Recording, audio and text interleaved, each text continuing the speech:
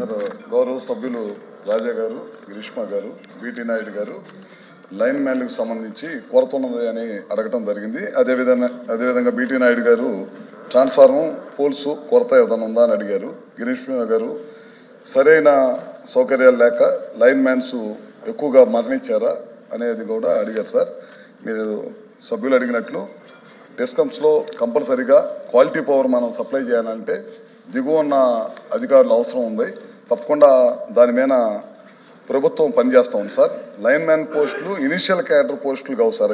అవి junior line man నుంచి promotion ద్వారా ఫుల్ అవుతాయి సార్. అది అన్ఇంటరప్టెడ్ పవర్ సప్లై మరియు రిజిస్టరేషన్ పనుల కోసం అవుట్సోర్సింగ్ కాంట్రాక్ట్ స్టాఫ్ను కూడా నియమించుకోవడం జరిగింది. Pole to pole workers, field అసిస్టెంట్లు, షిఫ్ట్ ఆపరేటర్లు, అదేవిధంగా డేటా కంప్యూటర్ ఆపరేటర్లను కూడా చాలా పెద్ద ఎత్తున కూడా తీసుకోవడం జరిగింది సార్. రెగ్యులర్ మెయింటెనెన్స్ పనులు, సిస్టమ్ స్ట్రెంథనింగ్ పనులు, feeder bifurcation, RDSS load enhancement and voltage improvement పనుల కింద న్యూ చేస్తున్నాం సార్ ఇప్పుడు. మరియు కొత్త డిటిఆర్లు కూడా ఇన్స్టాల్ చేసే కార్యక్రమం ఈ ప్రభుత్వం చేస్తుంది సార్. అదే కాకుండా పవర్ ఇంటరప్షన్ తగ్గించేందుకు జరుగుతుంది సార్. వోల్టేజ్ స్టెబిలిటీ ఇంప్రూవ్ చేయడం కోసం, కన్జ్యూమర్స్కి క్వాలిటీ పవర్ 24/7 క్వాలిటీ పవర్ ఇవ్వడం కోసం ఈ కార్యక్రమాలన్నీ కూడా జరుగుతున్నాయి. ఇందాక మన డిస్కమ్స్లో ఎంతమంది స్టాఫ్ ఉన్నారని కూడా అడగటం జరిగింది సార్. ఇప్పుడు హై స్కిల్డ్ సిపిడిఎస్ఎల్లో 14 మంది, అట్లానే ఎస్పీడిఎస్ఎల్లో 21, ఈపీడిఎస్ఎల్లో 13 మంది ఉన్నారు సార్. స్కిల్డ్ 576 మంది, 2750 మంది ఎస్పీడిఎస్ఎల్లో, ఈపీడిఎస్ఎల్లో 926 మంది ఉంటారు సార్. ఇట్లా హై స్కిల్డ్ కానీ పోల్ టు పోల్ మెన్ కానీ, సెమీ స్కిల్డ్ కానీ, అన్స్కిల్డ్ కానీ, షిఫ్ట్ ఆపరేటర్లు కానీ మొత్తం అవుట్సోర్సింగ్ ద్వారా కానీ వివిధ పద్ధతుల్లో దాదాపు 18,000 మంది ఈ డిపార్ట్మెంట్లో పనిచేస్తూ ఉన్నారు సార్.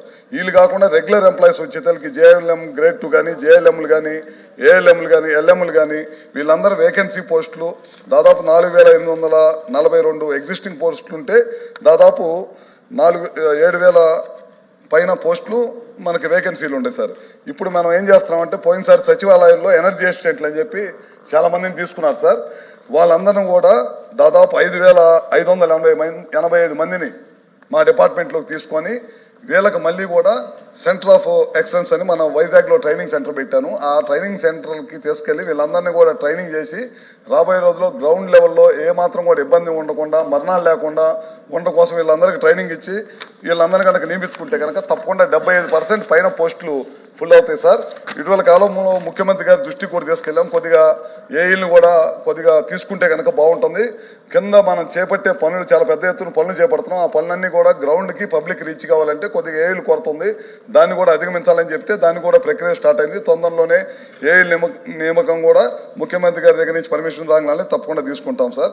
అదే కాకుండా క్వాలిటీ పవర్ ఇవ్వడం కోసం ఆర్డిఎస్ఎస్ ద్వారా 60% గ్రాంట్, 40% స్టేట్ గవర్నమెంట్ తోటి feeder level bifurcation and segregation ద్వారా అగ్రికల్చర్ ఫీడర్స్ని సపరేట్ చేస్తున్నాం సార్. దీని ద్వారా దాదాపు గ్రామాల్లో 3 ఫేజ్ కరెంటు, అగ్రికల్చర్కి 9 ఫేజ్ కరెంటు ఇంటరప్షన్ లేకుండా ఇస్తాము. దాదాపు 8,000 కోట్ల రూపాయల పైన ఖర్చు పెడతా ఉన్నాం సార్. 65% నుంచి 75% పనులు ఇప్పటికే పూర్తి అయిపోయినాయి. తొందరలోనే ఏప్రిల్ నాటికి పూర్తిగా 100% పనులు కంప్లీట్ చేయాలనే దానికోసం పనిచేస్తూ ఉన్నాం సార్.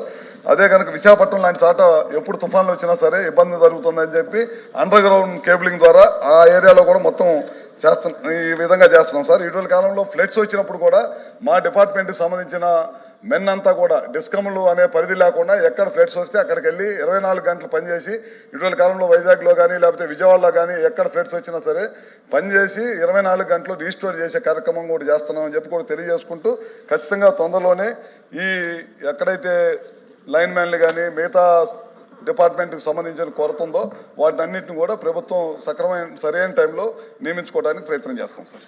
Thank you.